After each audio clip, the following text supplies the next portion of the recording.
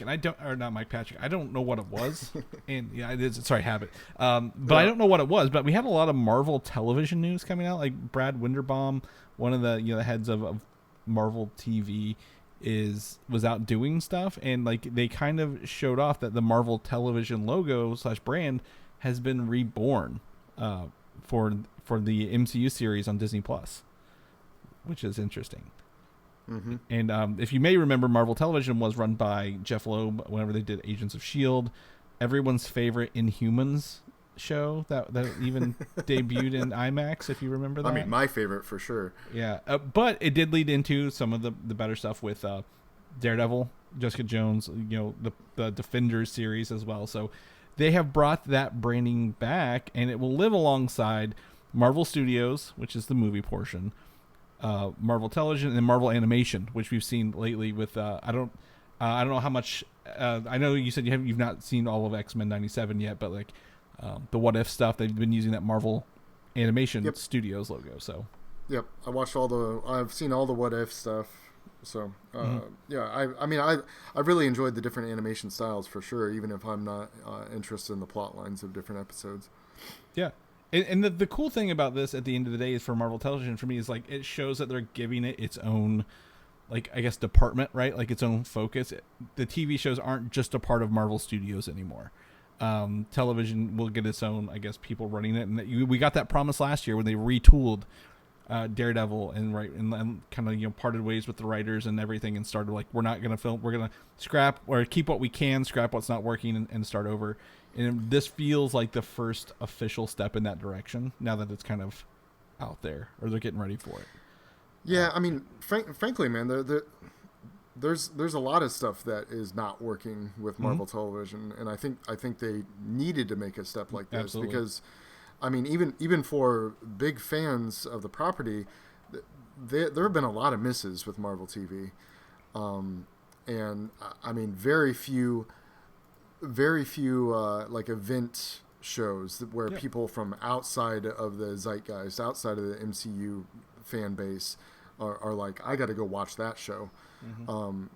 Because there are TV shows all over the place that occasionally drag in people that wouldn't normally watch something like, oh, I'm not a fan of cooking shows, but I hear The Bear is really good, that sort of thing. The Marvel just hasn't had many, if any, of those. I mean, Loki, and that might be it. I think WandaVision and Loki. Oh, WandaVision, yeah. Yep, like if we got to go back a little bit farther, but like I think WandaVision and Loki were the two that everyone's like, you have to watch them, right? Kind of thing. That's the ones that kind of broke through a little bit. Yep. And I feel like sometimes there's too much concern or too much influence or too much thought going into, well, how does this influence the MCU as a whole?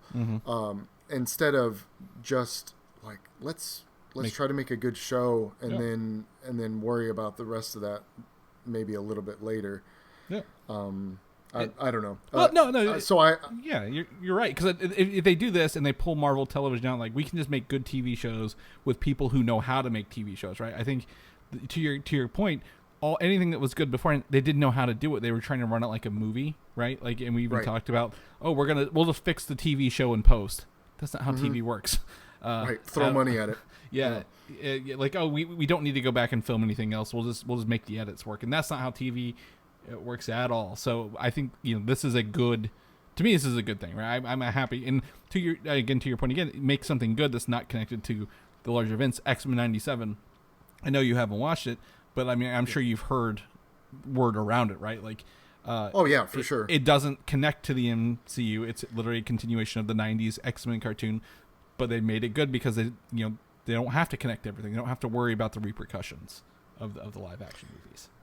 Yeah, and I mean, I don't know. TV is a busy space nowadays, man, and so it's almost like there's more. Well, not almost. There is more competition for TV eyeballs than there is for, going to, hey, it's raining out today. I'm going to go spend 2.5 hours at a movie theater and watch a movie, or stream one on demand. There's people don't want to get invested in a show if they hear oh yeah, it's okay. Right. Because at minimum you're talking about 8 hours of attention, Yeah. up to 15, 20 hours of attention. So I think yeah. I think there's a lot more competition out there, and there's a lot more there's people are turned away a lot easier, I guess. I know what I can watch a movie anytime. I can put a movie on a movie. I have a hard time committing to television shows because that's how I am, right? Like, Yeah. I don't enjoy a binge model. I don't like just sitting still and binging things for like just taking it all in. So it is very kind of hard for me to get in a TV show sometimes. So I agree with you. Like, it's got to be really enticing for me to sit down and watch it all, right? Like Fallout, like I was kind of concerned with Fallout. I was like, man, how do I want to sit down and watch this? What do I want to do? Like, I'm not, I haven't played all the Fallout games, but we were able to I was able to kind of get on board with that. So I agree. There's just a lot of television shows and all the things. I think not to point at the binge model. It also depends on the release model, right? Like, if you do an Amazon approach where you just drop it all, some of the stuff all at once, like The Boys and Fallout, is that better or is that worse than trying to do weekly? Because you never know if that could help, if the show's going to be good or not at the end of the day. So.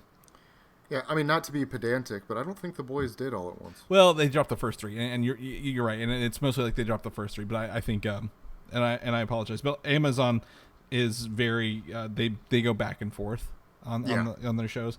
I think Netflix, I would say, is probably more consistent, dropping everything all at once.